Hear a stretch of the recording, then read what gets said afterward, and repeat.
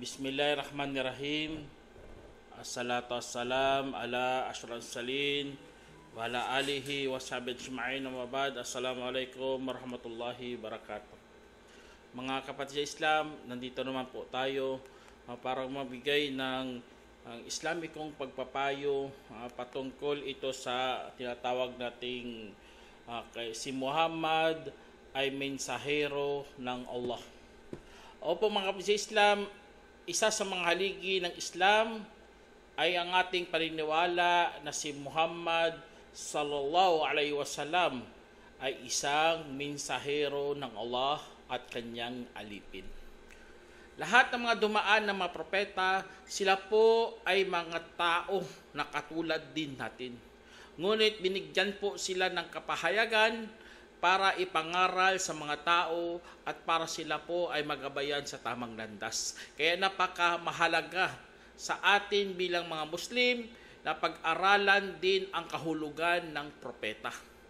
Kasi nga sila po ang pinagmumulan ng gabay at mga karunungan at kaalaman. Kasi doon pinapadaan ng Allah subhanahu wa ta'ala ang kaalaman at karunungan niya. Gagamitin niya ang mga sugo na mula mismo sa ating mga lahi. Ibig sabihin, tao talaga. Hindi, ang Allah subhanahu wa ta'ala hindi nagpapadala ng mga anghel para mangaral sa atin. O kaya, hindi siya magpapadala sa atin ng mga hayop o tanim. Bagkus kalahi talaga natin. Kaya po, si Muhammad ay huling propeta na ipinadala ng Allah subhanahu wa ta'ala. Siya po ang pinakahuling propeta na ipinadala ng Allah subhanahu wa ta'ala para sa atin lahat. Kasi nga ito isa sa mga pinakamahalaga sa atin mga kapatid na dapat alamin talaga natin na mayroong propeta na dumaan sa atin. Kaya po alhamdulillah mga Muslim po tayo, natutunan po natin ang mga ganitong mga pangyayari, lalo na bilang namumuhay sa huling panahon na si Muhammad, tayo sumasaksi na talaga siya ay isang mensahero. Kaya ang pagka-mensahero ng Propeta Muhammad sallam, siya po ay tinatawag din na Rasul, Abdullah, Abdullah wa Rasul, siya po ay isa sa mga pinaka-importante natin mahalaga mga kapatid. Kaya po mga kapatid sa Islam ay isa sa mga alamin natin ng Propeta Muhammad sallam. Sabi ko sa inyo, mayroon siyang pinahayag, binigyan siya ng Allah subhanahu wa ta'ala ng kaalaman. At dahil dito mga kapatid sa Islam, si Propeta Salam, ang layunin kasi yan ay para malaman natin ng Allah subhanahu wa ta'ala ay nagpapadala ng katotohanan, nagpapadala ng patnubay, gagamitin niya ang mga mensahero. Kaya layunin ng ating pagsasaksi, pag tinatawag nating syahada, para maituwid po natin ang ating mga pagsamba. Kasi nga ang mga pagsamba, hindi po yan galing talaga sa atin. Dapat galing talaga yan sa Allah subhanahu wa ta'ala. Kaya nagpapadala po siya ng batas. Nagbibigay siya ng alituntunin, mga guidelines para po maituruan po tayo ng tamang landas mga kapatid. Kaya isa sa mga pinakamagandang mga kapatid, ang turo na ang mensahero ay mayroong mga palatandaan talaga. May mga may mga tanda sila. Katulad sa kay Prophet Muhammad sallam, ang tanda niya mayroon siyang tinatawag na silyo ng pagkapropeta. Ay, nakita to ng mga karamihan sa mga kasamahan niya, meron talaga silyo ang mga propeta. Tapos, ano pa mga kapatid, para maituwid din natin ang katuruan ng relihiyon. Kasi nga, bawat isa, hindi pwede yun, bawat isa magpapaliwanag ng nakasulat sa banal na kasulatan. Dapat kukuha ka talaga kung ano ang sinabi o ipinaliwanag ng mensahero. Kaya alhamdulillah sa Islam, napuno po tayo ng ganun. May mga salaysay. Lalo na nandyan ang mga sahaba, ang mga kasamahan ng Propeta Salam na sila mismo nakasaksi, sila mismo ang nakarinig at nakakita at naunawaan ang kanyang mga paliwanag. Kaya alhamdulillah mayaman po tayo sa karunungan, lalo na sa kaysaysayan, na may mga salaysay talaga na chain of narrators na umabot talaga mula sa pinakadulo, sa tinatawag nating pinagkukunan. Kaya alhamdulillah ang mensahero Propeta Salam, kasi nga bawat nasyon po mga kapatid nagpapadala ang Allah subhanahu wa ta'ala ng mga mensahero. Sabi ng Allah subhanahu wa ta'ala, wa likulli ummatir rasul fa idza jaa rasuluhum qudiya bainahum bil qisti wa hum la yublamun. Sinabi ng Allah subhanahu wa ta'ala, at para sa bawat pamayanan ay merong mensahero, at saka kapag dumating ang kanilang mensahero ay hatulan ng kanilang pagitan ng may hustisya at hindi sila aapihin. Kaya dyan sa sinabi ng Allah subhanahu wa ta'ala, bawat mga nasyon, bawat pamayanan mga kapatid, ganun kahustisya si Allah subhanahu wa ta'ala. Hahatulan sila gamit ang mga batas na ipinadala sa kanila. Hindi yan hahatulan ka lang na wala kang kalam-alam o walang batayan. Kaya alhamdulillah nakilala natin ang ating propeta Muhammad SAW para aware tayo sa mga batas. Aware tayo para sa araw na paghukom. Tatayo tayo kay Allah subhanahu wa ta'ala na merong takot sa Kanya at sinabuhay talaga natin ang mga sinasabi ng mahal nating propeta Muhammad SAW. Kaya pagka mensahero ng Propeta SAW, nagpahayag talaga siya ng mga mensahe. Ang mensahe po, yun ang pagpapaalipin natin kay Allah subhanahu wa ta'ala. Kaya ang pagpapaalipin natin kay Allah subhanahu wa ta'ala, dapat ihango mo yun sa ginawa ng Propeta SAW kung paano siya magpapaalipin kay Allah. Kaya alhamdulillah sa mga pagsamba doon po natin lubos maunawaan na napaka-importante para hindi tayo magkawatak-watak o kaya mga sariling pagpapaliwanag. Hindi pwede ganon sa Islam. Dapat nakabatay talaga ang iyong mga sinasabi o kaya mga opinion o kaya lahat ng mga naunawaan mo. Kasi hindi pwede na iba din sa kabila, iba rin sa kabila. Hindi pwede yun. Kaya kung nagkakaroon ng kalituhan, bumabalik talaga tayo sa Quran.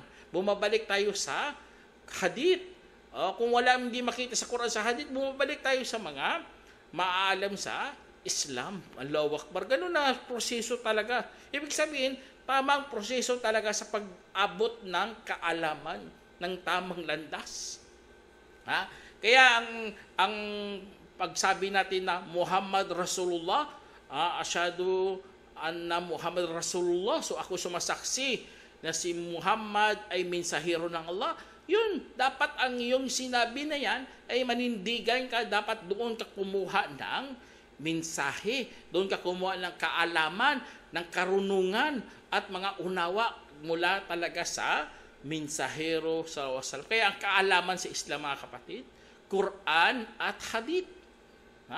Hindi mang opinion. Kung anong sinabi ng Allah, yun. Ano yun? Napakatinding, katibayan yun. Kaalaman talaga yun. Ibig sabihin, bumalik ka talaga sa source.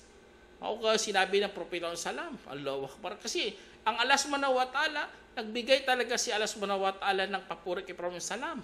Katulad ng sinabi ng Allah subhanahu wa ta'ala, wan najmi idha hawa ma dhalla sahibukum wa ma gawa wa ma yantiqu 'anil hawa in huwa illa wahyu yuha allamahu syadidul quwa dzu mirratin wastawa wa huwa fil ufuqil a'la thumma dana fatadalla fakana qaba qausaini aw adna fa auha ila abdihi ma auha. Sinabi ng Allah subhanahu wa ta'ala sa Suratul Najm, sumpa man sa bituin kapag lumaho, hindi naligaw ang inyong kasamahan, na si Muhammad tinutukoy dito, at hindi nagkamali at hindi siya nagbabanggit ayon sa pagnanasa, hindi ito kundi kapahayagang ipinahayag sa kanya, itinuro sa kanya ng merong matinding lakas.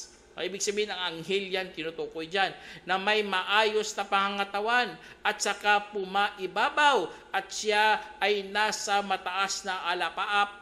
At pagkatapos ay lumapit siya at bumababa na ang layo dati ay 2 haba ng pana o mas malapit pa. At ipinahayag sa kanyang alipin ang anumang ipinahayag. Kaya dyan sa sinabi ng Allah subhanahu wa ta'ala, mga kapatid, napakatindi dito kasi pagsasaksi mismo ng Allah na hindi naligaw si Prophet Salam at hindi po nagkakamali at hindi bumabanggit kahit ano-ano maliban na ipinahayag sa kanya ng Allah subhanahu wa ta'ala. Kaya po ganito ang ating paniniwala kay Prophet Muhammad Salam, na siya talaga ang propeta. Kasi ang Allah mismo ang sumasaksi sa kanya diyan. Sinabi rin ng Allah, wa ma arsalna mir rasulin illa liyuta'a bi idnillahi walau annahum idzalamu anfusahum ja'uka fastaghfirullaha wastaghfara lahumur rasul lawajadallaha tawwabar rahima. Nasa sinabi ng Allah subhanahu wa ta'ala sa banal na Quran, sabi niya, at hindi kami nagpadala ng mensahero maliban upang siya'y susundin sa kapahintulutan ni Allah. At kung sila ay talagang nang api sa kanilang mga sarili, magsidatingan sila sa iyo at saka humiling ng kapatawaran sa Allah at magpahingi ng pagpapatawad para sa kanila. At humingi ng pagpapatawad sa kanila ang mensahero, sadyang mahanap nila si Allah na mapagpatawad, na mapagtanggap ng pagbabalik loob na maawain. Kaya napakatindik dito sa sinabi ng Allah, na pinadala ang mga propeta, mga kapatid, para sila'y sundin. Yun talagang purpose ng mga mensahero. Sila sundin kasi kapag ikaw isa sa mga nagtakwil, tumanggi, nagpabulaan, ano pa dyan, nagsinungaling ka dyan sa mga propeta, ay talagang hindi ka makakapasok sa habag ng Allah subhanahu wa ta'ala. Ibig sabihin, hindi kanya papasukin sa paraiso. Kaya nakakatakot, mga kapatid, na bakit hindi ka sumunod sa propeta. Huwag mong gayahin ang mga Hudyo. Ang mga Hudyo, isinumpa po sila, mga kapatid. Bakit sila isinumpa? Kasi nga, may natutunan na sila, pero hindi nila sinunod. Kaya yun ang nakakatakot kapag dumating ang kaalaman, kapag dumating ang kapahayagan, tapos nakita pa nilang mensahero, hindi sila sumunod. Kaya po, sinumpa talaga sila.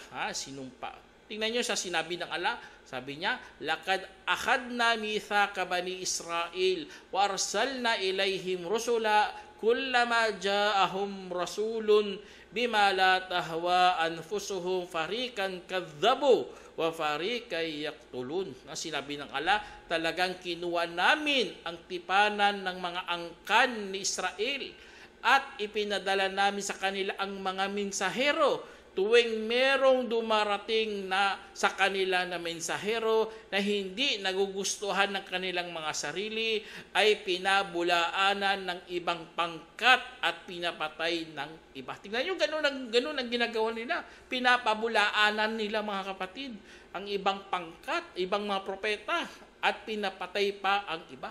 Kaya napakasahol talaga pinanggagawa nila. Kaya po dahil doon, isinumpa sila ng Allah subhanahu wa ta'ala.